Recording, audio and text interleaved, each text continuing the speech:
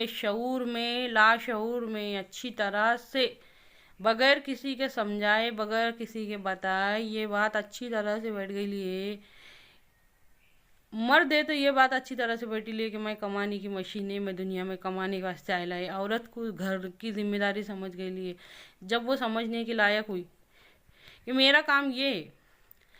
لیکن ہدایت کا مسئلہ بڑا نہیں ہے، پیٹ کا مسئلہ بڑا ہے، ہدایت کا مسئلہ بڑا نہیں ہے. یہ وجہ ہے کہ مجھے بار بار سمجھو سمجھو سمجھو کہنا پڑتا. جس طرح سمندر کے دو کنارے رہتے، ایک کنارے کے اوپر ایک کنارے کے اوپر اسلام ہے، دوسرے کنارے کے اوپر ہماری زندگی. اتنے دور دور ہو گئے لے وہ اسلام اور ہماری زندگی. سمندر کے دو کنارے جیسا ایک ادھر ہے ایک ادھر ہے. یہ وجہ ہے کہ بار بار سمجھو بولنا پڑتا. اللہ کے واسطے جنگ کیوں ہوئی تھی؟ ہمارے نبی صلی اللہ علیہ وسلم طائف گئے کیوں تھے؟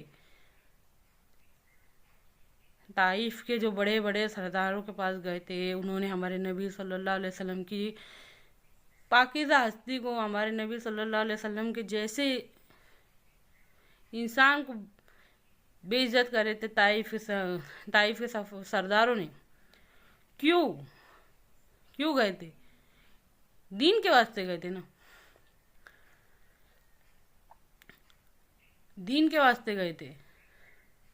دین کیا ہے یہ سمجھنا بہت زیادہ ضروری ہے، کیونکہ آج کا انسان دین کو اپنی ترقی کے راستے میں رکاوٹ سمجھ رہا ہے. دین اسلام کو ایسا باقاعدہ سائٹ میں رکھ کے اپنی زندگی نہیں، جب تک میں اس کو ایسا نہیں کریں گے تو کیسا چلیں گا، ایسا نہیں کریں گے تو کیسا چلیں گا، یہ سوچ بن چکی ہے. جب تک دین اسلام کی ویلیو اپنی زندگی میں آئیں گی نہیں تو کیسا ہوں گا. یہ وجہ ہے کہ مجھے بار بار بات کو سمجھیے، اللہ کے واسطے سمجھو، اللہ کے واسطے سمجھو بولنا پڑتا. ہمارے گھر میں رکھا ہوا قرآن، ہمارے گھر میں رکھی ہوئی حدیث کی کتابیں ہم کو سمجھو سمجھو سمجھو کہتی، لیکن ہم کو سنے نہیں آتا.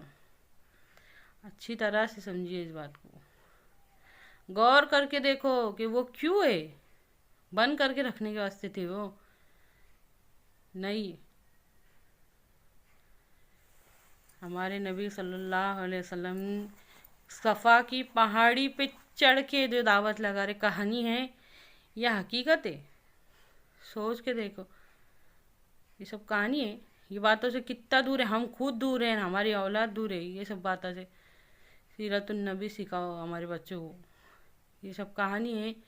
نبی صلی اللہ علیہ وسلم کے نواسوں کی شہادت